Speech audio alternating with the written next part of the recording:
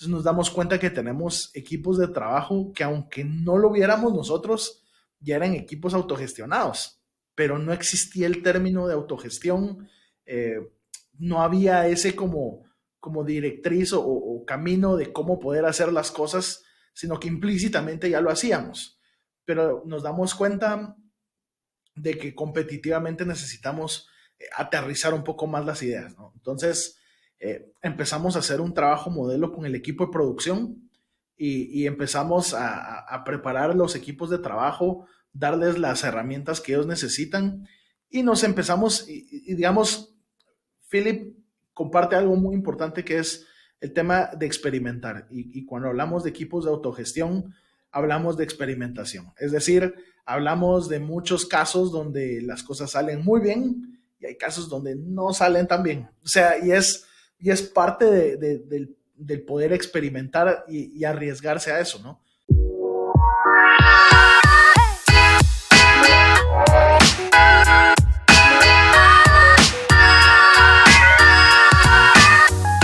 Hola, bienvenidos. Soy Pancho Mora y más que un podcast es un conversar sobre organizaciones autogestionadas. Este es el episodio 130. Mi invitado el día de hoy es Héctor Cardona, originario de Guatemala, colabora con Ecofiltro. La historia que nos comparte Héctor sobre la autogestión está inspirada en el libro de Humanocracia. Nuestro conversar se basa en equipos autogestionados de alto rendimiento, cómo compartir las utilidades y cómo lleva su vida autogestionada. La perspectiva y forma de ver las cosas de Héctor son muy claras. El propósito noble de su organización se basa en impactar la vida de las personas de forma positiva, no solo con el negocio. Así que los dejo con Héctor.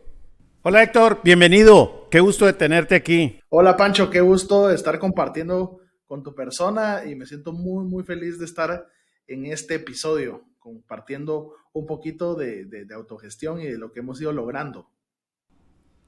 Oye, pues bien, quiero compartirles que Héctor trabaja en una organización de un amigo mío, Phil Wilson, Ecofiltro, en Guatemala. Así que lo busqué hace poco y me dice, hoy te tengo un candidato muy bueno que puede hablar de la gestión y la cultura que estamos haciendo acá en Ecofiltro. Así que, pues, muchas gracias. No, encantado y muy contento de compartir esto que con Philip creamos en el 2020 más o menos y lo hemos ido perfeccionando con el tiempo y pues ahora es uno de los pilares que compartimos a donde quiera que vayamos. Hablamos justamente de Humanocracy, de lo que hemos logrado, de la autogestión de los equipos de trabajo. Yo creo que tenemos suficiente tiempo para poderlo platicar, Pancho, pero encantadísimo de estar con tu persona. Fíjate que me gustaría que iniciemos. ¿Cómo es que inician tú y el proyecto de Humanocracia basado en este libro? Ok, ¿Cómo conecta? ¿cómo conectamos? Un día, justamente en la fábrica que está en Antigua Guatemala, me encuentro en el pasillo a Philip y me dice, Héctor, necesito que leas por favor este libro. Este libro va a cambiar la forma de pensar de los próximos 10 años. Y le digo, claro, Philip, ¿qué libro es? Y me dice, se llama Humanocracy, escrito por Gary Hamel. Eh, Léelo, te va a servir un montón y luego lo platicamos. Entonces digo, ok, me asignaron una tarea gratis. Entonces, ¿qué me toca? Pues leerlo. Empiezo a leerlo y empiezo a darme cuenta de muchos elementos que van atados también a la parte rentable del negocio. Entonces, pero también hay una parte que es súper importante, que es cómo las organizaciones empiezan a transformarse en organizaciones más humanas, en organizaciones donde hay mucho empoderamiento de las personas, pero también ese grado de responsabilidad. Entonces, le digo, Philip, un par de meses después le digo, Philip, ya terminé el libro y platiquemos. Y me dice, buenísimo, Héctor, buenísimo. Y empezamos a hacer un como programa de cómo lo pudiéramos implementar en Ecofiltro. Entonces nos damos cuenta que tenemos equipos de trabajo que aunque no lo viéramos nosotros, ya eran equipos autogestionados, pero no existía el término de autogestión, eh, no había ese como directriz o camino de cómo poder hacer las cosas, sino que implícitamente ya lo hacíamos.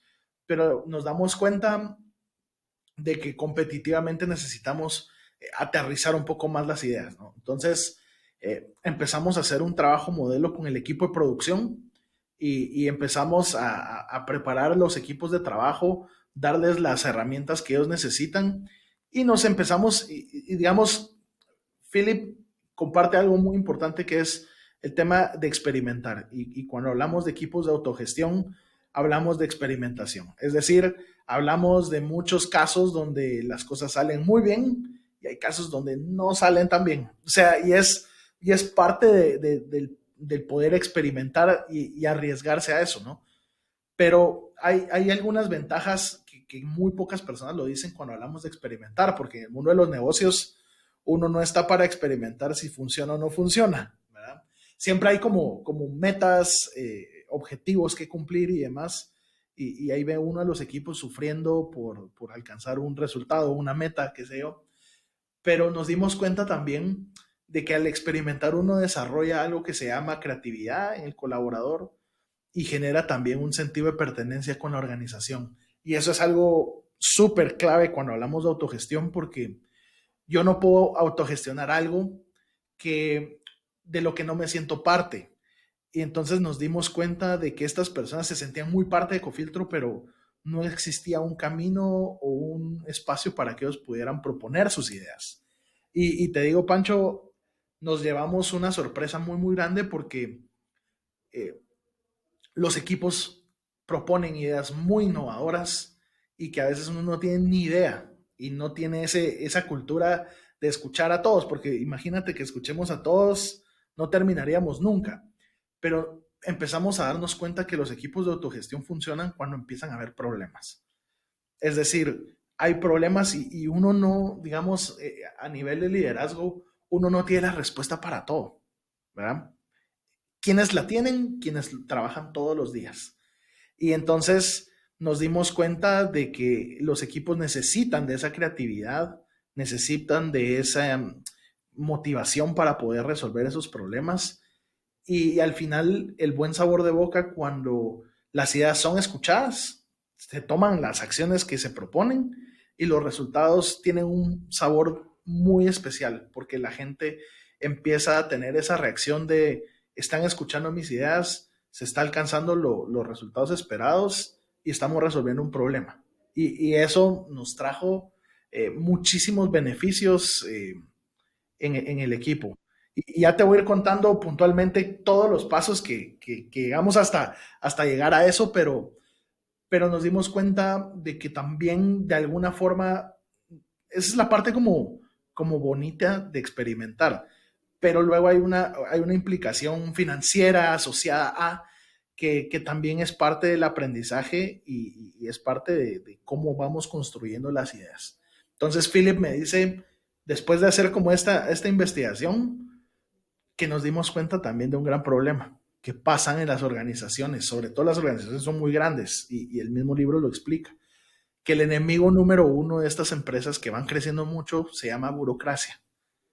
Y nos damos cuenta que las ideas buenas que tienen, digamos, un trabajo operativo, no llegan al gerente, no llegan a un director, se quedan a nivel de jefatura, a nivel de equipo de trabajo, pero no se escala. Y lo que es más delicado es cuando esas ideas no son tomadas en cuenta, empieza un término bien triste que es cuando al colaborador se le acaba el alma y pierde todo sentido de pertenencia y entra en un rol de piloto automático. Entonces empieza a pagarse esa ilusión por querer hacer bien las cosas y únicamente es un colaborador que marca tarjeta, que hace su trabajo en marca tarjeta, pero no es lo que se quiere, no es el propósito. Y entonces fue un camino bien interesante, fueron casi un año y medio donde estuvimos trabajando con Philip para poder implementar al 100 esta cultura, prácticamente porque es cambiar el método de pensar, cambiar nuevas posturas sobre nuevas mentalidades de hacer las cosas y, y sobre todo empoderar a los equipos de trabajo. Eso es fundamental, pero todo viene de un líder, ¿no? De un líder. Si un líder no tiene claridad en eso, es bien complicado y te lo juro, Pancho, no me vas a creer, pero el tema de la burocracia crece, porque entonces cada quien quiere decidir y cada quien quiere autorizar. Lo que uno no se da cuenta es que esa autorización o esa decisión implica una gran responsabilidad y es parte de ese rol. Héctor, has hablado y tocado varios puntos, pero antes de continuar, me gustaría comentarle a la audiencia que Philip Wilson lo entrevisté y es el episodio número 37, por si gustan escucharlo y que sepan un poco la historia de él. Y hablando de esto, hablas varios temas, ¿no? Hablas de un liderazgo del fundador, hablas de experimentar, hablas del hecho de empoderar y sobre todo también hablas de un tema que la gente pues tiene como una magia con esto. Vivamos partiendo del tema del fundador. ¿Tú crees que esto es fácil de que un fundador conecte con esto? ¿Y cómo es la manera de conectar con un fundador? Y estamos hablando, ya estuviste acá en Guadalajara, donde yo vivo, en Guatemala, que también conozco. ¿Tú crees que esto es fácil para un fundador? Y tú también que eres emprendedor y tienes tu negocio, aparte que colaboras en Ecofiltro. ¿Qué pasa con esto? Sí, hay algunos elementos que son claves en esto, ¿no? Y a un dueño, a un fundador, lo que le importa mucho es en algún momento del tiempo o del ciclo de vida, a uno lo que le interesa son los resultados financieros, ¿no? Ese es como el motorcito inicial de un negocio. Pero conforme uno va madurando también en el mundo de los negocios, uno se va dando cuenta de que un negocio no genera tantísimo si no tenemos toda la parte de responsabilidad como tal. Y uno empieza a hacerse preguntas como, ¿será que esto, lo que estoy haciendo, me está dando satisfacción personal? ¿Estoy generando un impacto? ¿Me está causando cierta realización personal?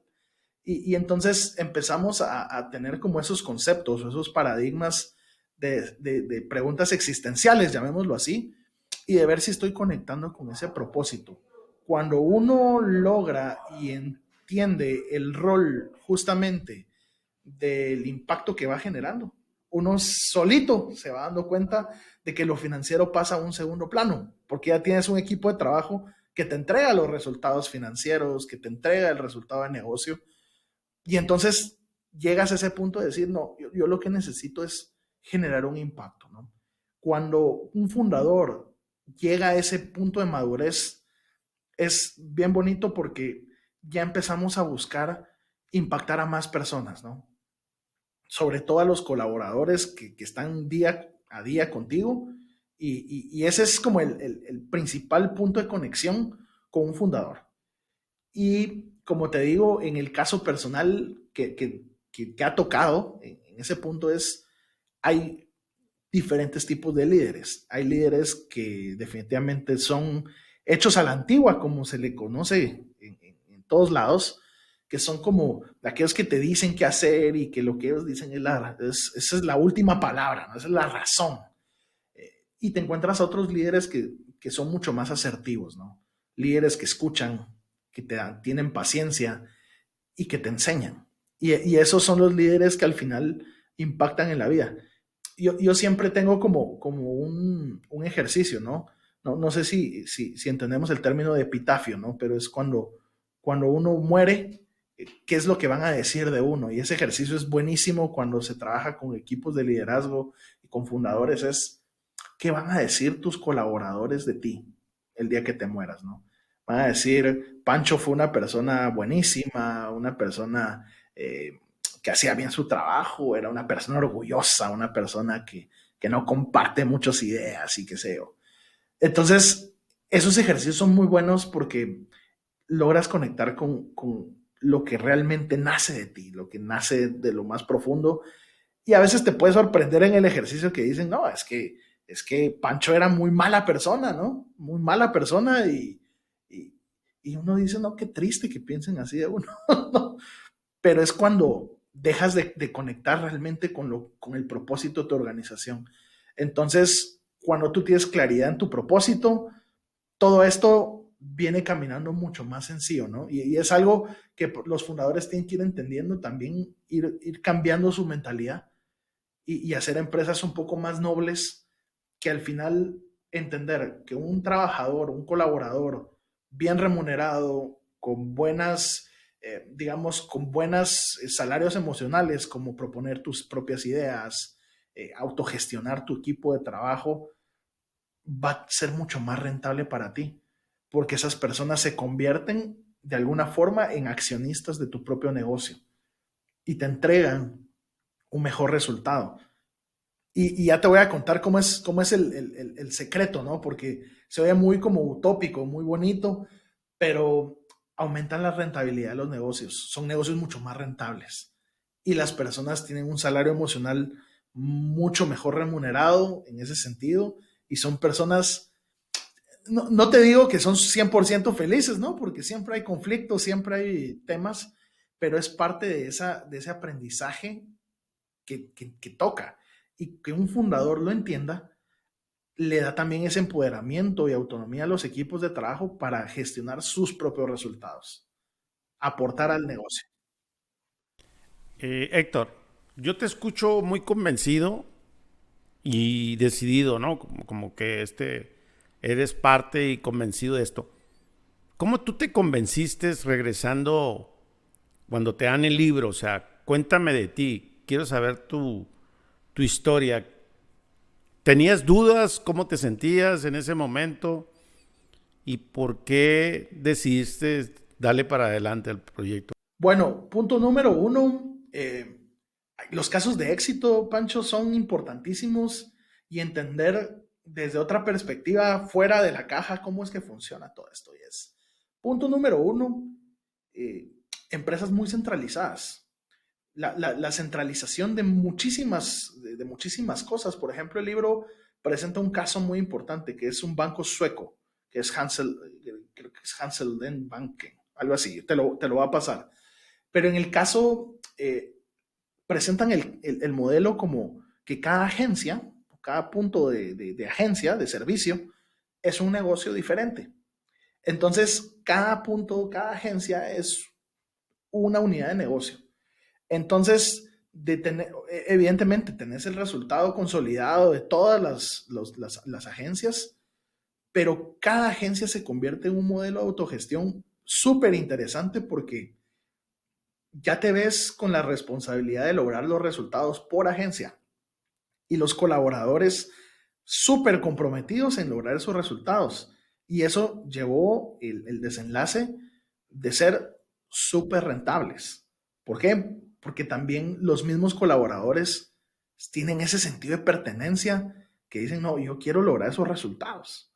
Y esos resultados se logran por tres elementos claves. Uno, que también ya lo mencioné al inicio, es la autonomía, es decir, los equipos de trabajo tienen ese rol de autonomía de alguna forma u otra para lograr los resultados, pero también es dignificar al colaborador, es decir, yo escucho tus ideas, yo pongo de mi parte para que esto se dé, pero también, como ahí sí que voy a sonar utópico como en las películas, ¿no? Pero dicen, un gran poder conlleva una gran responsabilidad.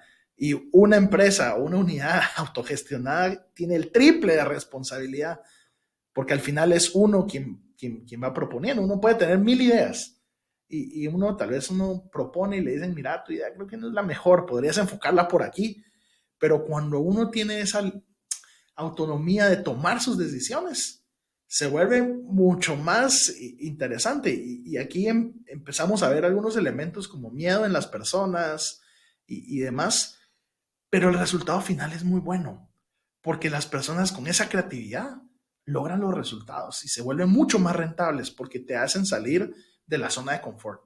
Y eso es algo muy, muy interesante, que cuando uno lo ve en los casos y uno dice, de verdad, ¿por qué no hemos pensado diferente durante tantos años, no?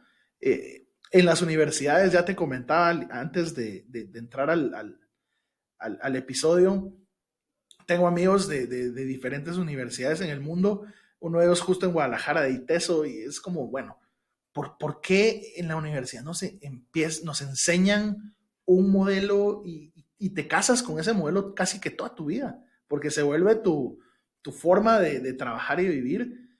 ¿Por qué no pensar diferente? ¿Por qué no cambiar las cosas e innovar y ser disruptivo? Y te van a decir loco, te van a decir que no tienes claridad en lo que estás hablando, pero cuando tú observas las evidencias, cuando tú observas que hay personas frustradas en sus trabajos, aunque podrán ser muy buenos, te das cuenta que hay algo que no está bien. Y es justamente donde viene la otra parte de la moneda, y es cómo tú aportas a la vida de las personas, no solo en la parte emocional, sino también en la retribución. Y es compartir de lo que vamos generando todos, compartir un porcentaje de ganancias, ¿no? Y entonces los vuelves genuinamente accionistas de tu negocio sin serlo. Y te das cuenta también de que tú lo que quieres es que todos tengan prosperidad económica, ¿no? En algún momento. Y dices, ok, yo no puedo subirle el salario a todos. Y yo sería feliz subiéndolo, pero no puedo. Hay límites. Entonces hay que encontrar las formas de poder aumentar ese salario. Antigua Guatemala, igual para los que nos escuchan, está situado en un departamento fuera de la ciudad capital acá en Guatemala. Y generalmente mucho de lo que se trabaja en Antigua es agricultura, ¿no? Agricultura en temas productivos, y luego el resto es turismo, ¿no? Restaurantes y turismo. Ese es como el motor económico de Antigua Guatemala. Entonces, cuando hablamos de fábricas, podemos hablar de que hay las fábricas que se comparan con el tema agricultura, ¿no?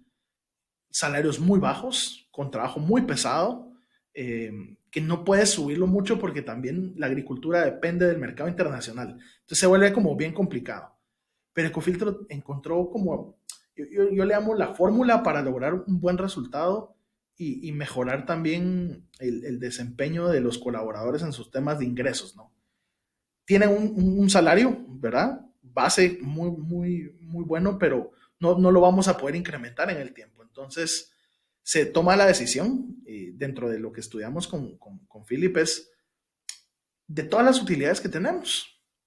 Hay una parte que se destina a la reinversión, otra parte como utilidades de accionistas de negocio, y destinemos un porcentaje de esa utilidad a todos los colaboradores para que tengan un bono representativo por el trabajo que hacen. Y lo lindo de esto no es como el bono de los gerentes, ¿no? Que es el anual y todo lo demás, sino es el jardinero, la persona de servicio, así como un vendedor, un gerente, todos tienen una representación en el resultado del negocio.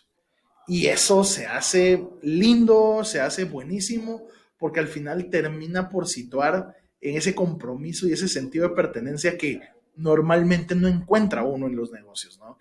Entonces, cuando yo veo el caso de estudio, digo, no, definitivamente esta es una fórmula que si más empresas lo pudieran aplicar, Pancho, sería buenísimo, porque generas empresarios mucho más responsables, ¿no? Generas empresarios con mucha más ética, mucha más transparencia, y que en el mundo latinoamericano en el que vivimos, carecemos de esos líderes éticos al momento de hablar de negocios, ¿no? Y entonces hablas de personas que tienen, vamos a entrar a otro tema nebuloso, ¿no? Pero esa responsabilidad y ese liderazgo es clave para poderlo hacer, y cuando uno ve la evidencia, no te queda más que ir migrando, ¿no? Y adoptando nuevos pensamientos, nuevas corrientes. Y me gustaría saber qué fueron los primeros pasos, así como las 3 cosas más contundentes que hicieron cuando y se acercaron con todo el equipo. ¿Cómo les vendieron la idea? ¿Qué sucedió? Y obviamente me aclaraste hace unos minutos atrás que tú, pues que ya se habían descubierto que había muchos equipos autogestionados, pero no lo tenían claro. Pero ¿cómo llegan a decirles al equipo, miren, tenemos esto, queremos esto? ¿Y cómo conectaron? Y los que no quisieron al principio, ¿qué sucedió con eso? Bueno, Pancho, hay punto número uno. Cuando tú les dices que van a recibir un bono, todos se alegran. Eso es naturalmente, entonces todos, esa fue como la parte como emocional más positiva para todos. Dijeron, ok, esto es buenísimo, esto se escucha genial. Entonces, fue la forma más fácil de conectar con toda la gente, ¿no? Una vez lo logramos implementar, empezaron los problemas. Y es, ¿por qué hacemos lo que hacemos? ¿Y por qué es que tenemos que hacer autogestión? ¿Por qué empiezan las dudas, ¿no? Del modelo.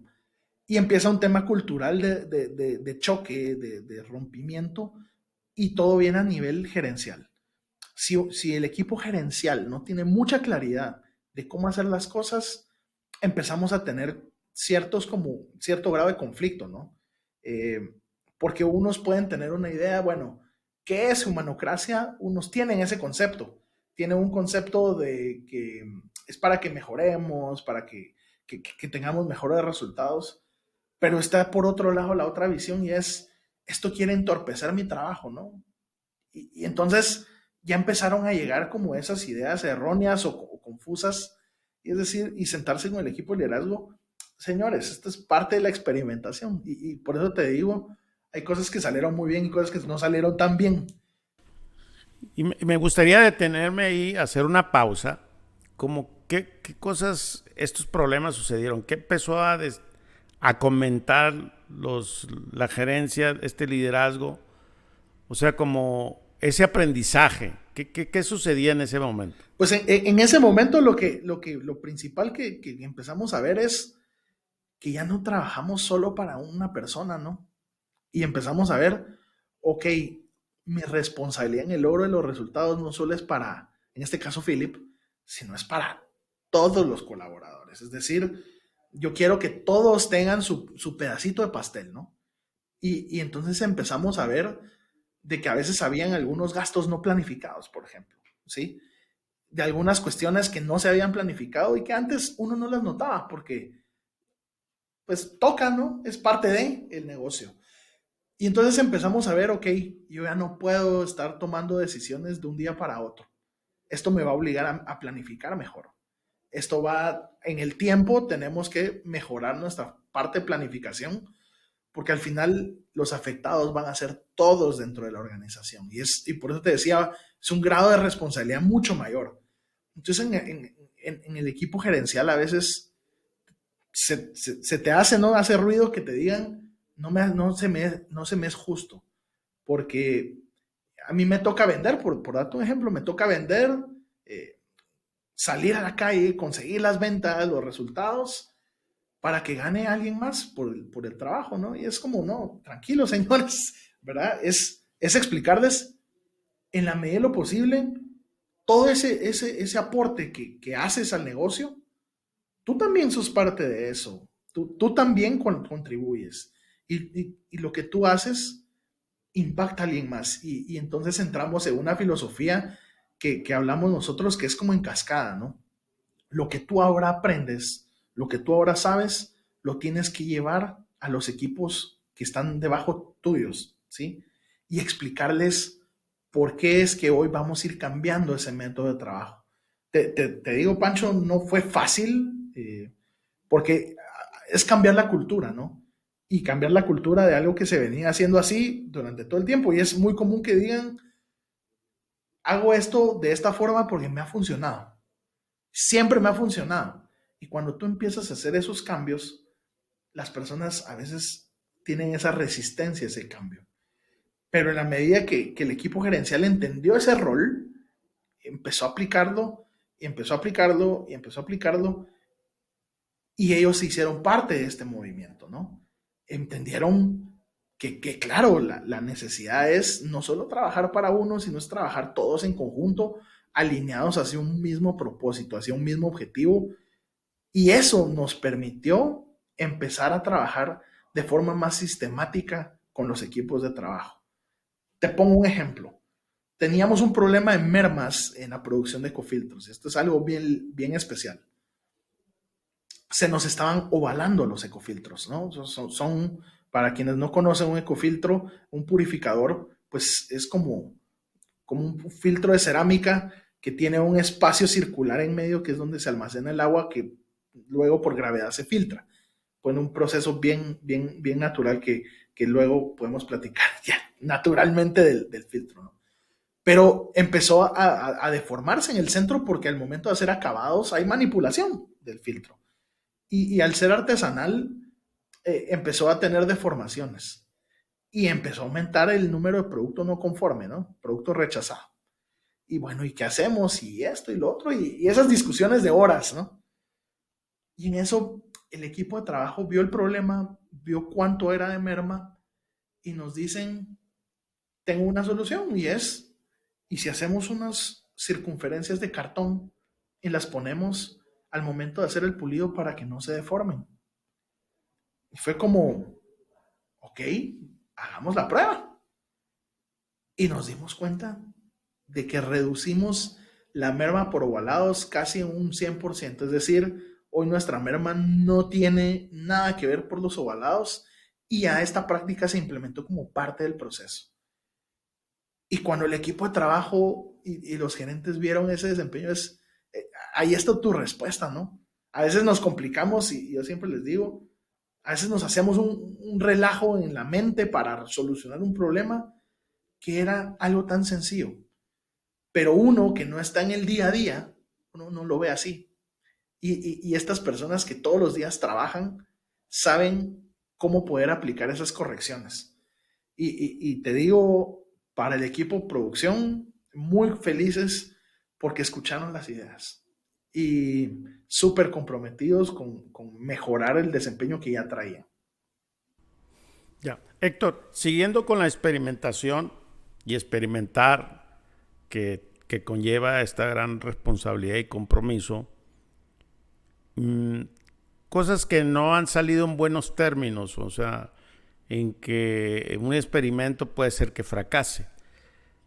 ¿Tienes algunas historias que compartir que me imagino que han hecho bastantes, como pues ahorita hablabas de un caso de éxito, pero cuéntanos de situaciones complejas, de retos que han tenido? Bueno, el principal caso con mi equipo de ventas, ¿no? Nosotros, por ser un filtro que purifica agua, nos encuentran en su momento, y te voy a contar muy breve esta parte de la historia, Ecofiltro nace para solventar un problema que existía y que existe en América Latina sobre todo, y Guatemala no es ajeno a ese problema, y es el acceso a agua purificada, ¿no? Es una de las causas de enfermedad número uno a nivel mundial en niños, sobre todo en niños, que son los que más sufren. Entonces Ecofiltro nace para poder llegar a esas personas que no tenían acceso a agua, pero ese modelo social no iba a ser exitoso. Y hay un cambio y empezamos a trabajar. Bueno, en su momento Philip lideró ese proyecto y ok, entremos a cadenas urbanas donde puedes encontrar el producto, tienes la capacidad, porque aunque tú tengas agua potable en tu casa, es un agua que no es apta para tomar directamente del chorro. En otros países, en Europa o en otros lugares, encontramos esos como beneficios, pero no nosotros, en América Latina. Entonces todos son usuarios, todos pueden ser usuarios de Ecofiltro, no solo para un grupo en específico. Entonces empiezan en los distribuidores grandes y entra Ecofiltro y entonces empezamos a desarrollar un modelo de negocio urbano, ¿sí? Y eso nos fue súper bien. ¿Y qué haces con las personas a quienes tienes que no tienen la capacidad para comprar el producto? Queremos llegar a esas personas y esas personas no las encuentras muy cerca, ¿no? Guatemala tiene 340 municipios y esos 340 municipios, haz de cuenta que 300 son municipios con muchas condiciones de pobreza, ¿sí? Porque evidentemente siempre hay de todo, ¿no? Pero hay mucha pobreza y demás. Pero te puedo apostar, Pancho, y es datos súper verídicos, que de esos 300 lugares, todos tienen dispositivo móvil, todos tienen smartphone, todos tienen televisor con casi que con señal satelital. Es bien contrastante esto. Entonces, hicimos un modelo para que pudiéramos tener como algunos líderes de localidades, que ellos pudieran vender el producto y que se pudiera pagar a plazos. Cuando nosotros hicimos eso, nos dimos cuenta, cuando Ecofiltro hace esto, que todos te pagaron la primera o la segunda cuota y después desaparecen. Y nosotros no somos una entidad financiera para poder subsidiar esto. Entonces tuvimos algunas pérdidas en ese sentido. Eh, Parte de la experimentación, Pancho, es corregir, y ya no lo hicimos de esa forma, sino que alcanzamos un modelo de distribuidores locales que son negocios, que son emprendedores y que venden el producto. Entonces tenemos más de 1,200 distribuidores en los últimos años que han ido creciendo, pero que también nos permiten estar más cerca de las personas. Entonces, de algo muy malo que nos pasó, porque te hubo consecuencias financieras de alguna forma, que no funcionó el modelo como tal, nos hizo trasladarnos a un modelo mucho más rentable, con mucho mejor servicio y que cada día lo vamos perfeccionando, ¿no? Porque luego cuando hablas con el equipo de ventas dices, bueno, señores, ahora, ¿qué es lo que vamos a hacer? ¿Cómo vamos a llegar? ¿Cómo incrementamos el ticket promedio de cada distribuidor? Empiezan, bueno, tengo esta idea, pero no sé cómo plasmarlo. Entonces ya empiezan a construir ideas con los propios equipos de ventas para pulirlo y es parte de la experimentación. Si bien te funcionó en algún momento, te tienes que reinventar cada cierto tiempo, ¿no? No es que ya encontramos la piedra mágica y lo vamos a hacer así siempre, sino toca reinventarse con el tiempo. Pero te digo, esa experiencia negativa nos llevó a cambiar el modelo de distribución en el interior del país y nos ha permitido tener un equipo, digamos, de ventas, nosotros le llamamos ventas locales, en números rojos y lo transformamos a ventas en números, en un equipo de ventas locales en números verdes. Y eso es parte de la experimentación. Te digo, algo negativo se convirtió en una oportunidad que aprovechamos y que seguramente con el tiempo vamos a encontrar muchos más. Ya. Héctor, conversemos un poco ahora de la transparencia. ¿Cómo es que opera la transparencia en la organización? ¿Hasta dónde son transparentes? Sí, la transparencia es uno de los pilares fundamentales. Eh, Evidentemente hay información que es como confidencial, ¿no? Que definitivamente todas las compañías manejan, pero la mayor rendición de cuentas que tenemos es la aplicación de estos bonos que se les pagan a los colaboradores, porque este bono es un porcentaje de la utilidad. Si un mes tú no recibes bono, quiere decir que la compañía no obtuvo beneficios, es decir, no fue rentable ese mes para nosotros. Eh, Tuvimos la historia, no lo queríamos hacer así, pero era parte del compromiso. Un mes que no tuvimos muy buena utilidad y nos tocó repartir, algunos casos, algunas personas recibieron 12 quetzales, 15 quetzales, que es bastante poco. En términos de dólares, como 1,5 dólares. Y ese fue el bono. Y te digo, muchas personas incluso dirían, mejor no me paguen mi bono, porque con 1,5 dólares no hago nada. Pero ese fue el resultado y el desempeño de la organización. Entonces, en ese aprendizaje, muchos colaboradores tienen ese sentido de transparencia, ¿no? Porque hay meses donde reciben un bono mucho mejor, es decir, 300 dólares de bono, 400 dólares de bono extra a su salario ordinario. Eh, entonces dicen, ok, la organización va caminando por buen camino. ¿Qué pasa el día que tengamos 2 o 3 meses sin recibir bono? Es que algo no está bien dentro de la compañía. Y esa es la parte de transparencia donde evidentemente no les presentamos a todos la información, pero las personas saben cómo estamos, ¿sí? Y ese sentido de transparencia se transmite. Nos ha tocado casos donde hemos tenido algunos pedidos complicados o algo por el estilo y el equipo de gerentes baja con los colaboradores, se explican las cosas cómo están y se crea un sentido de empatía, ¿no? Y yo siempre digo, no es como muy común hablar de secretismos y todo, porque al final ese es un fenómeno que pasa en todas las empresas, todos se enteran de todo. Todos al final se enteran y por más que uno proteja la información, por más que uno lo esconda, siempre algo se sabe, ¿no? Es el famoso rumor de pasillo que le dicen por algún lado.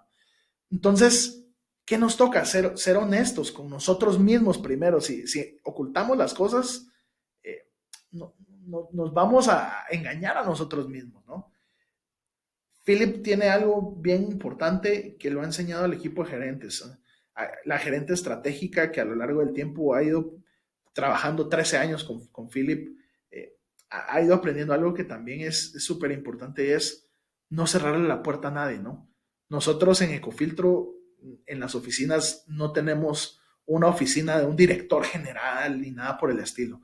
Somos, de hecho, los gerentes no tienen un espacio privado para ellos, sino todos compartimos en el mismo mesa de trabajo, porque también estamos abiertos a que cualquiera puede hablar con quien sea, pues es decir, yo tengo un problema, yo le puedo hablar a una persona y esta persona quizás no me va a resolver, pero me puede decir, mira, podrías hablar con esta otra persona y él te va a resolver tu problema. Y ese momento de transparencia ha tenido un efecto bien positivo porque te hace estar más cerca de las personas, te hace ser más humano, escuchar los problemas del día a día que cada uno tiene y te hace ser parte justamente de esa comunidad que se va creando dentro de tu organización porque ya no solo sos trabajador como tal, sino creas una comunidad donde tú conoces hasta el día, no, cierta persona cumple 3 años de casado, ¿no? Que es que sé yo, entonces me la aplaudimos y hacemos bulla. Se vuelve una comunidad bien interesante. Y eso está ligado a la transparencia, ¿no? De personas honestas, personas que buscan lo mismo. Y siempre hay conflictos, como en toda organización, ¿no? De este me cae mal, este me vio feo, qué sé yo. Entonces, eso no lo vas a ocultar nunca. Pero a veces, cuando ya se vuelve un problema un poco más grande, es resolverlo y hablarlo. ¿Qué te molestó de lo que estás haciendo, de lo que yo hice? A ver, es parte de esa cultura, ¿no? Y es uno de los retos que no te digo, no estamos al 100% cumpliéndolo, ¿verdad? Ese es lo que esperamos, eh, pero es parte de ese aprendizaje y a donde queremos llegar, ¿sí? Es tener como ese nivel de responsabilidad también con lo que vamos logrando, con lo que vamos construyendo y todo, y esto es lo más especial, todo eso lo vimos con Philip desde el día uno que hablamos del libro, ¿no? Porque íbamos a tener retos muy grandes, muy grandes. Y, y al lado de eso, un crecimiento muy grande dentro de la organización. Te digo, hemos crecido desde el 2020 para acá, 150% de las personas que teníamos. Ha sido un crecimiento fuerte y tener cuidado de no tener como esas líneas de burocracia, porque cuando uno crece mucho, empieza a tener puestos de trabajo que no necesita. Entonces ha sido como bien importante trabajar en el tiempo y eso es algo que destacar del equipo gerencial, mantener con mucha claridad cuáles son los objetivos que ellos han ido teniendo por negocio, por todos los beneficios que esto tiene y estos equipos gerenciales son los líderes de la autogestión. Si un equipo gerencial no autogestiona, un equipo que esté a nivel de jefaturas tampoco va a gestionar, no va a autogestionar. Y si ellos tampoco un equipo de supervisores va a autogestionar. Aquí la clave es el ejemplo, ¿no? Yo no puedo decir que un equipo va a ser efectivo, va a ser exitoso en autogestión si el equipo que lidera no lo es. Y eso es un reto que a futuro y en el presente y en el pasado siempre va a existir. Es enseñar con el ejemplo. Ya. Y Héctor, has hablado durante todo este tiempo sobre la estructura del bono, ¿no? ¿Cómo consiste el bono? ¿Nos puedes compartir? ¿Tienen algún porcentaje? ¿Cómo es la distribución? Si yo gano $100, ¿Cómo es que se distribuyen en los colaboradores? Pues que habla roles de jardinero, me imagino que de seguridad. ¿Cómo es que lo hacen? Ok, esta es una fórmula bien, bien simple, ¿no? Evidentemente, estamos dando el 25% de las utilidades, ¿sí? De todo un mes, porque este es mensual, ¿sí? Entonces, en el estado financiero del mes se evalúa cómo fue el cierre y eso, el 25% se reparte entre todos en función del porcentaje que tienen también a nivel de salario. Es decir, la nómina es un 100%, ¿no? Un gerente aporta, me lo voy a inventar, un 3%. Entonces, del 25% de las utilidades, pongámosle 100, eh, a este gerente le va a tocar el 3%, porque cada uno tiene evidentemente un grado de responsabilidad mayor para el logro de los resultados.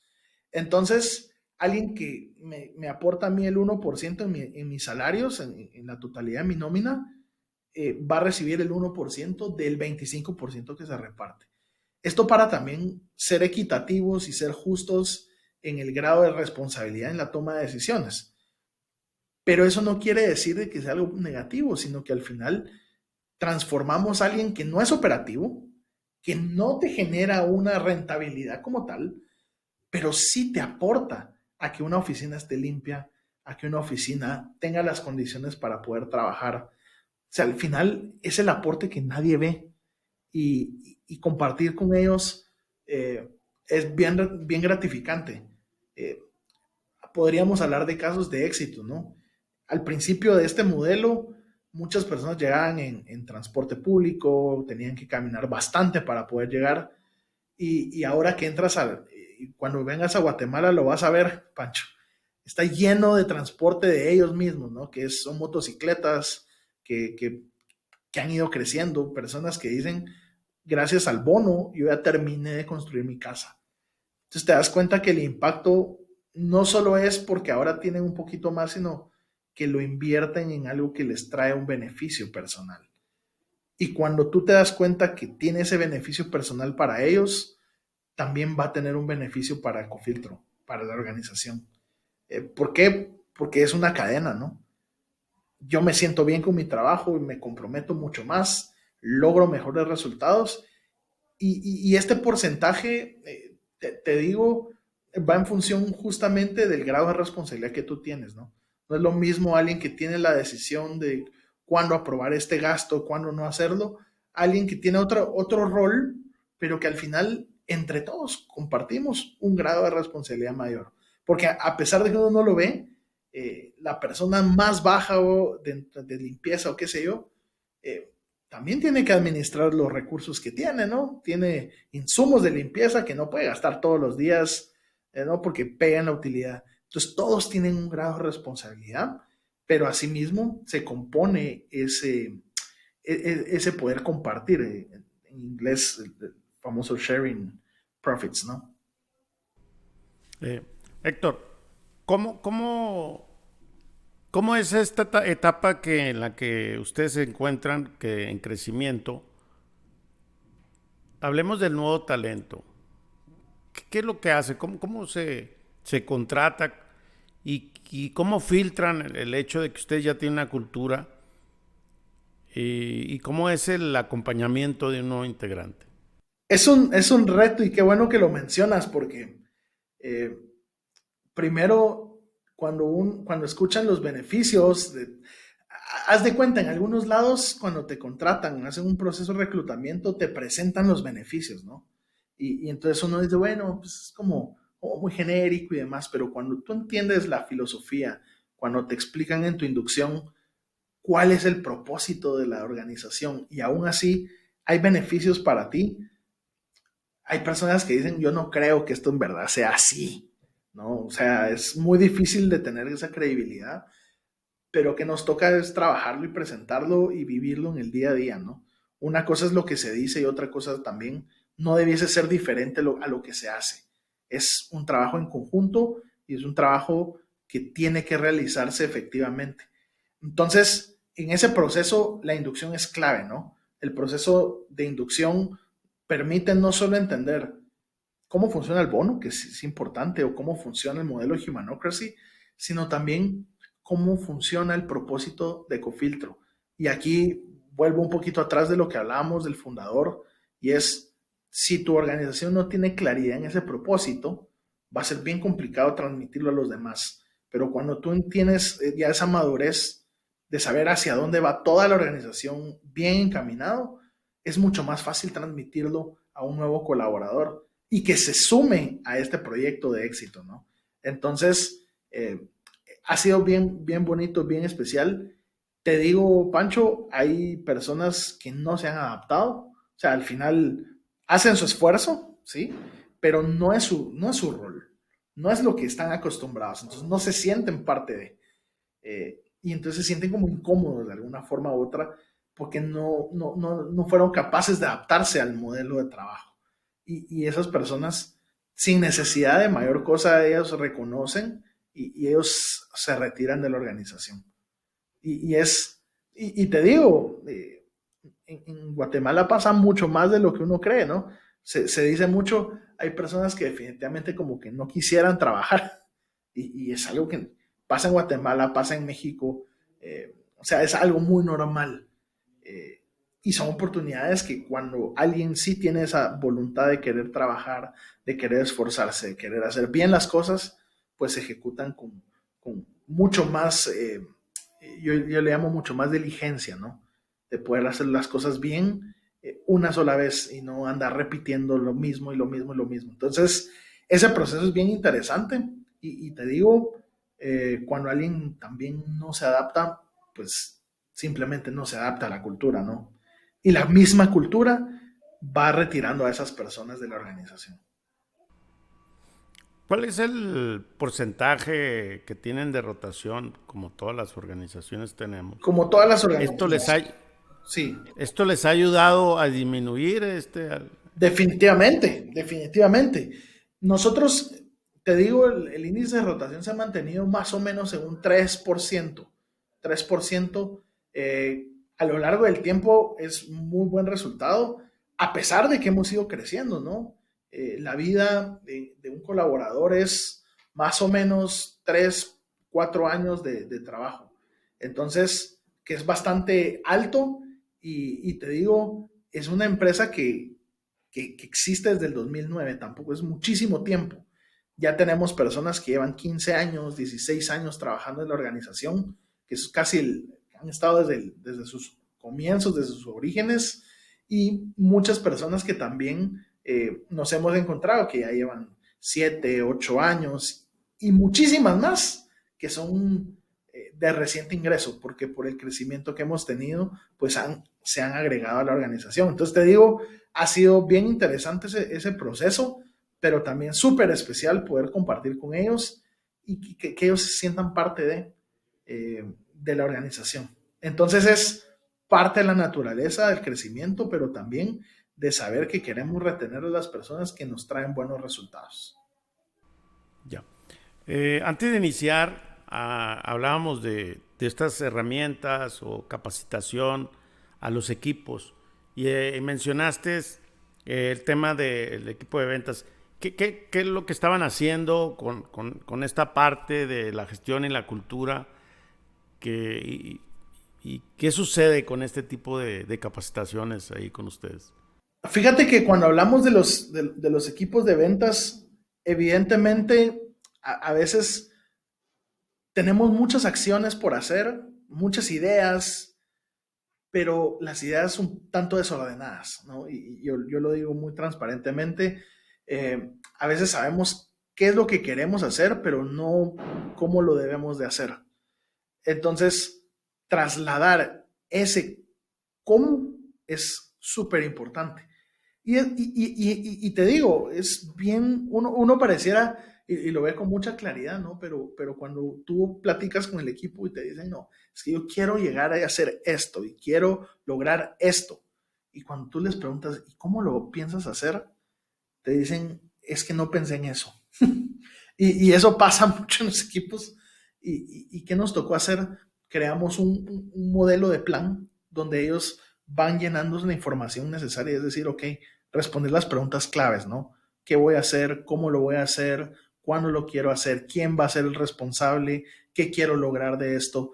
Y entonces, te digo, es un proceso en el que estamos no hace muchísimo tiempo, hace un par de meses quizá, donde empezamos a ver, ok, cómo ha ido mi desempeño en ventas, cómo lo traigo ahora en la rentabilidad de mi equipo de trabajo. Y entonces aprendes nuevos conceptos, ¿no? Una cosa son los ingresos, otra cosa es qué es lo facturado, ¿no? Otra cosa es el flujo de efectivo de lo facturado, que es, en términos emprendedores, el flujo de efectivo es la causa número uno de cierre de empresas, ¿no? Entonces, y trasladarles a ellos ese conocimiento, es decir, ahora ya entiendes por qué es que a veces no te aprueban lo que pides, ¿no? Y entonces te dicen, no, súper claro, pues ahora lo veo con mucha más claridad, mucha más transparencia y que la herramienta está para que a ellos les sirva. Yo no les puedo llenar la herramienta, son ellos mismos quienes la tienen que construir y que tienen que preparar qué es lo que ellos esperan y luego trasladarlo a cada uno de los niveles y a cada una de las personas que están dentro de su equipo de trabajo. Entonces, se hace yo creo que podríamos decir, se hace un trabajo colaborativo y eso es parte de la autogestión. Y como yo siempre digo, posiblemente tú propon tu idea y ejecútala. Posiblemente te vas a equivocar, pero si te equivocas, ya sabes qué puedes corregir para que no te vuelva a pasar en el futuro. Pero es un sentido de pertenencia tal súper importante que centra la información y te hace no caer en los mismos errores y mejorar tu desempeño. Ya. Héctor, un equipo normal, ¿hasta dónde tiene límite para tomar decisiones? ¿O no existen límites? Hablo del tema de la gobernanza o el tema para decidir. ¿Cómo es que lo marcan y los equipos tienen claro decir hasta aquí llegamos? ¿O tiene que venir el tema del accionista para decidir? ¿O hay libertad para todo? No, definitivamente no hay libertad para todo y te lo resumo en algo y es que cuando tú tienes esa libertad para hacer todo, a veces uno no dimensiona los límites, ¿no? Y se convierte en un tema como voy a sonar bien raro, pero como de libertinaje, ¿no? Es decir, hago lo que sea, no vivo a las reglas de nadie y tampoco es así como funciona. Sí, evidentemente sí hay grados, digamos, de autorizaciones y de responsabilidades, pero también te pegas mucho al presupuesto, ¿no? Y el presupuesto tú tienes que buscar la forma de cumplirlo y ese presupuesto se construye entre todos los que forman parte de ese presupuesto, ¿no? Los gerentes evidentemente son los responsables de ese presupuesto, pero ese presupuesto no lo crearon ellos solitos, sino que lo crearon con su equipo de trabajo. Entonces, eh, ya si existiera algo muy extraordinario, pues evidentemente sí tiene que pasar por un filtro de diferentes grados de permiso y evidentemente también depende del tipo de inversión o qué sé yo que se quiere implementar. Pero generalmente ese es como el reto y es pegarte el presupuesto que tú planificaste, ¿no? Que te puedes pasar de ese presupuesto, puedes fallar, pero eso también denota que es parte de experimentar en ese sentido, de decir, ok, esto nos causó este problema, ¿no? Eh, que no nos vuelva a ocurrir en el futuro. Y ahí entra un rol que es súper importante en las organizaciones, que a veces no se le da la importancia de vida, y es cuáles han sido tus lecciones aprendidas. Si esas lecciones aprendidas solo quedan en tu cabeza y en tu conocimiento, realmente es una lección aprendida para ti, qué bueno, pero no es la lección aprendida para la organización, porque vas a volver a cometer el mismo error, porque puede venir alguien, yo ya no estoy, puede venir alguien y diga, yo creo que vamos a hacer esto, ya vimos que no funcionó, y lo vuelven a hacer, se vuelve como bien engorroso, ¿no? Entonces, sí es bien importante el tema de los permisos, de ir apegándose lo más posible al presupuesto, pero también poder pivotear dentro de las ideas que tú planificaste de un inicio y viste que no vas por un buen camino, hacer algún cambio, hacer alguna corrección para que pueda tener un desempeño a futuro, ¿no? Ya. Héctor, me gustaría que hablemos de tu vida personal y en esta vida personal como emprendedor? ¿Tú lo llevas a cabo o realmente tu estilo de vida está de esta mentalidad es solamente en la organización? No, esto se vuelve una cadena, ¿no? Porque hablamos de coherencia. En el tema personal, que veo la parte de Paygo y de otra organización que administro también, eh, es bien interesante porque cuando tú te das cuenta, cuando uno es emprendedor y está empezando, cada centavito cuesta, ¿no? Cada centavito duele y demás, y decir, ok, yo tengo que compartir. Dice uno, puchi, sí me estoy fajando, ¿no? Pero también entra una parte de orden en tu trabajo, orden en lo que tú estás haciendo. Es decir, uno de los principales errores a veces de los emprendedores es que todo lo que facturas es para ti, ¿no? Y hay responsabilidades que tienes que ir haciendo, disciplina, esto y lo otro, y a veces entender que uno no puede ser todólogo en la vida y uno tiene que delegar y que si uno no delega no va a crecer. Y eso es parte de lo que uno va viendo en la autogestión, porque por mí fuera yo me quedo con todo lo que ingresa, ¿no? Pero no es así. Yo necesito de otros equipos, necesito, y esto te lo digo muy personalmente, pasa en el equipo contable, ¿no? Me pasó recientemente, sí que yo veía las declaraciones, yo veía esto y lo otro, y con el día a día, ¿a qué hora lo voy a realizar? Y justamente llegó el momento en el que el banco, pues por un proyecto pidieron información financiera y es, oh, ok, tengo que construirla. ¿A qué hora construir la información financiera? Ya con los registros y con todo lo que ya teníamos. Y es, no, tenemos que contratar a alguien que nos apoye en este sentido. Y es algo que te digo, a nivel de organización macro, que es un poco más grande, uno lo puede ver mucho más sencillo, pero cuando uno ya es el mero dueño del que administra, hablamos, y lo mencioné al inicio, es de la madurez, ¿no? Si tú entiendes ese propósito del por qué estás haciendo lo que estás haciendo, te va a ser mucho más fácil. Pero si tú todavía tienes ese pensamiento de que yo trabajo o creé la empresa así para generar riqueza y demás, pero solo es para mí, no me va a funcionar el modelo. Entonces esto lo tuve que trasladar. En la otra empresa que administro trabajo directamente con mi hermano, y también ha sido personalidades de hermanos, ¿no? A veces los hermanos no se llevan tan bien y me ha pasado con mi hermano y me dice, no, es que, mira, ¿por qué haces esto? ¿Por qué lo otro? Y es, no, tranquilo, tranquilo, vamos a verlo despacio, ¿no? Y entonces, ya cuando uno empieza a aplicar el orden en las empresas van a ser mucho, mucho más rentables, empresas van a tener más crecimiento y seguramente mi hermano pues va a escuchar este episodio y se va a reír de esta parte, pero justamente la comunicación súper clave y reconocer que a veces se equivoca uno, ¿no? A veces ese es como el brazo a torcer, que uno dice, no, es que yo no me equivoqué, se equivoca uno y es parte de la experimentación. Lo que sí es, ojalá y no nos equivoquemos tan seguido, ¿no? Sino que tratemos de ser un poquito más exitosos en esas decisiones y en esa experimentación y ser responsables con lo que uno va haciendo, ¿no? Héctor, ¿qué piensas del ego? ¿Y qué sucede con el ego en ti y en y en la organización? El ego es súper importante. Recientemente hablaba con alguien y le decía, si yo tuviera que enfrentar a mi ego, no sé si yo pudiera ganar, ¿no? Es algo bien, bien interesante, pero cuando hablamos del ego, a veces es uno de los enemigos más grandes que tiene el ser humano. Y es no darse cuenta que uno es propenso a fallar, que uno es propenso a equivocarse.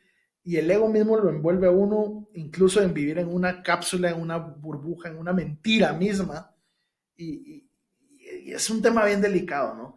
Y cuando uno lidera equipos, es aún más importante porque ¿qué es lo que uno le enseña a su equipo, no? Uno quiere enseñar gente que tiene un ego muy grande, que no se les puede decir nada porque lo que ellos dicen está bien. No, pues yo lo que te digo, lo que veo es que lo he aprendido con la experiencia, sí, pero aún así me puedo equivocar, ¿sí? Y ahí es donde también uno va desarrollando como ese sentido crítico de decir lo que sí está bien, lo que sí está mal para la vida de cada uno. Y yo creo que en algún momento el ego es una de las barreras número uno para poder crecer y escalar empresas. Porque si uno sigue pensando que uno es el perfecto para todo, no va a funcionar.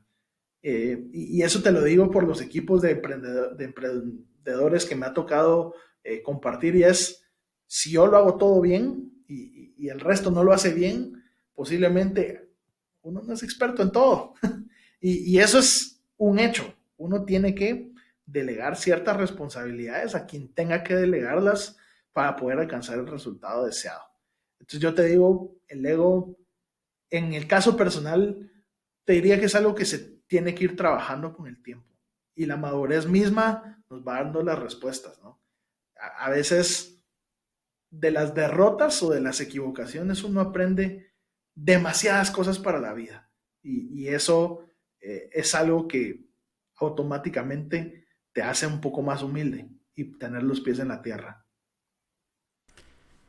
Héctor, de los miedos, yo soy una persona muy miedosa y siempre tengo miedo y siempre estoy haciendo cosas, ¿no? ¿Cómo lo manejas tú? Me gustaría aprender de tú cómo enfrentas los miedos y sobre todo en el tema de la cultura, la gestión, de la autogestión, cuando propones algo, estás bien, ¿qué sucede con tus miedos? Hay algo bien, bien interesante y qué bueno que lo mencionas. Yo con los miedos, la forma de manejarlo y administrarlo se llama administración de la incertidumbre, ¿no? Y me dicen, es que yo quiero hacer tal cosa, pero tengo miedo de que no funcione. Ok, es normal que tengas miedo de que no funcione, pero ¿y si sí funciona? ¿Qué? Y ese es como el golpe con los que uno lo aborda, ¿no? Porque a veces alguien llega conmigo y me dice, mira, quiero hacer tal cosa, ¿tú cómo lo ves? Le digo, pues yo lo puedo ver bien, yo lo puedo ver mal, te puedo decir si sí vas por buen camino o no, pero lo importante es que tú empieces a tener seguridad en ti mismo y en lo que tú haces, en lo que tú piensas, en lo que tú propones. En ese sentido, es administrar el miedo, ¿no? Es administrar la incertidumbre, porque al final el miedo es causante de algo de lo que no sabemos y evidentemente eso va con la incertidumbre. Entonces, ¿qué te toca? Ser súper honesto contigo mismo y decir, no, puede ser que así como funcione, no funcione, pero uno tiene que saber que si funciona, definitivamente va a ser un éxito muy grande. Y lo que es peor, si no lo haces, ahí sí que yo pensando ahorita en el si lo hice y no funcionó y funcionó. Pero ¿qué pasaría si ni siquiera lo intentas? ¿Qué oportunidad más grande es la que estás dejando de pasar? Y eso es como yo administro el miedo. ¿Qué sucede cuando somos vulnerables y esta vulnerabilidad que nos exponemos todos? Eh, yo en varias ocasiones lo he dicho que siempre antes yo ocultaba todo, ¿no? Hoy me expongo hasta de más, ¿no? Porque ser vulnerable es exponerte. ¿Tú cómo lo vives? Bien, vulnerables somos todos y todos estamos muy vulnerables a N cantidad de cosas. La vulnerabilidad no es algo que se elimine por X o Y motivo. Somos vulnerables y puede ser que algo nos suceda, ¿no? Lo vimos en el COVID, por ejemplo. No, yo nunca me va a pasar nada.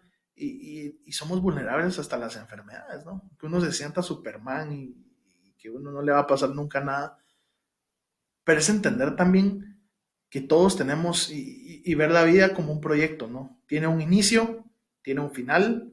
eh, y si uno se empieza a cuestionar todo el tiempo, no, es que no hago esto porque me puede pasar tal cosa, no, hombre. Si la vida es una y hay que vivirla de una forma en la que uno se goce lo que hace, ¿no? Yo hablaba con alguien hace algún tiempo y me decía, es que fíjate que me siento triste porque no estoy haciendo lo que me gusta. ¿Y por qué no estás haciendo lo que te gusta?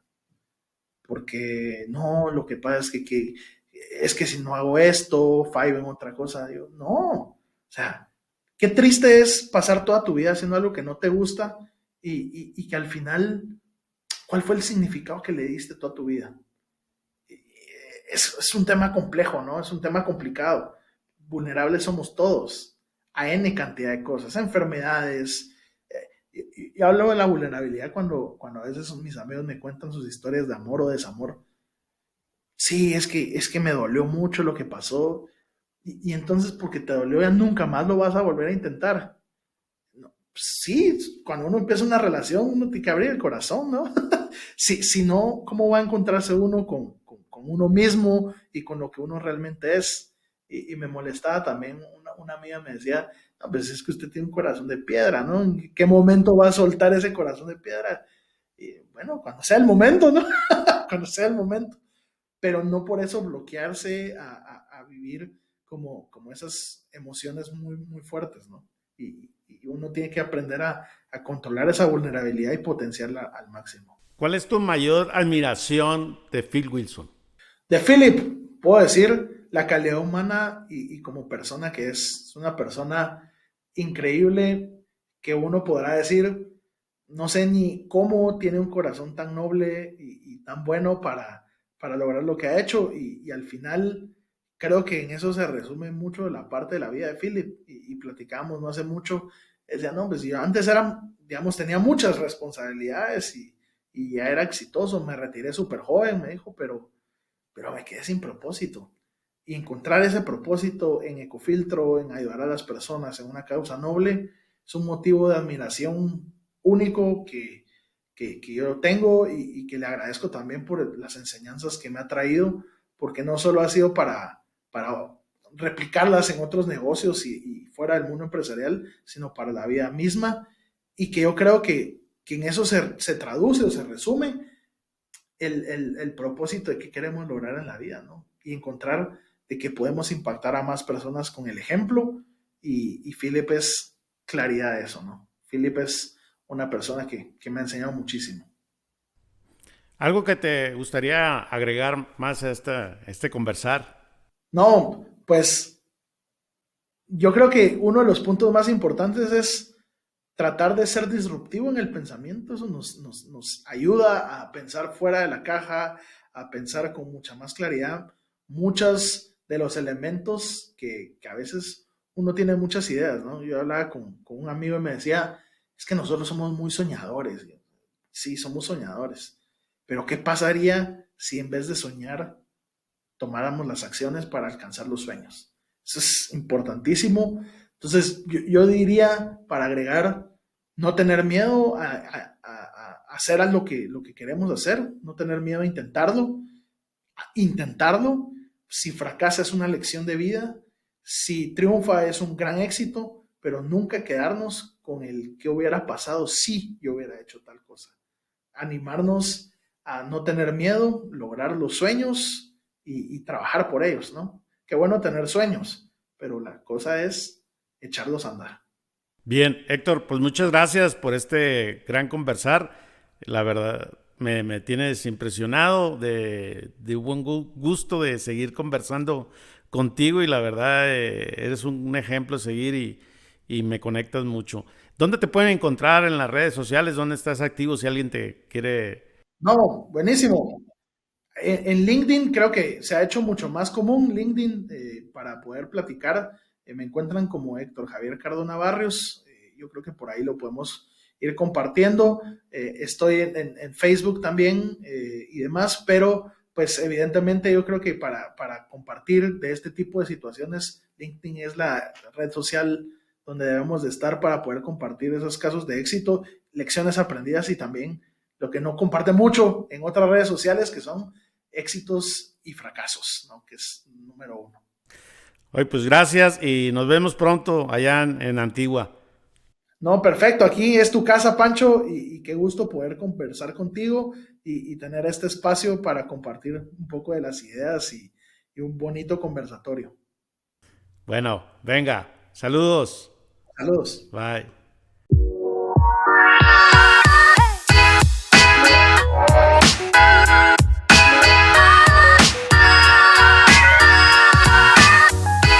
Te invito a que nos sigas en nuestro canal de YouTube, donde te puedes suscribir y encontrarás todos los episodios. Necesito de tu ayuda para que más personas sigan aprendiendo. Comparte este episodio por WhatsApp y en tus redes sociales.